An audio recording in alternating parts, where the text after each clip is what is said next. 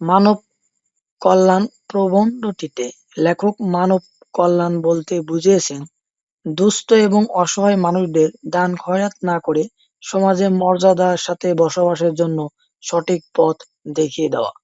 অর্থাৎ একজন মানুষের স্বনির্ভরতার জন্য কর্মসংস্থানের সৃষ্টি করা অথবা জীবিকা নির্বাহ করার সুযোগ করে দেওয়া।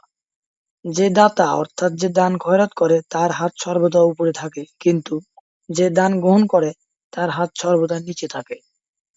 ফলে দাতা এবং গ্রহীতার মধ্যে কখনোই সুসম্পর্ক বজায় থাকে না। তাদের মধ্যকার উঁচু-নিচু ভেদাভেদটা থেকেই যায়। অর্থাৎ দান করা এবং গ্রহণ করা কোনটাই সত্যিকার অর্থে মানব কল্যাণ নয়। সঠিক মানব কল্যাণ হলো অসহায় এবং অভাবী মানুষদের সমস্যা দূরকরণের জন্য মুক্তি বুদ্ধির মাধ্যমে কল্যাণময় পৃথিবী রচনা করা। তবেই সত্যিকার অর্থে মানব কল্যাণ সাধিত হবে।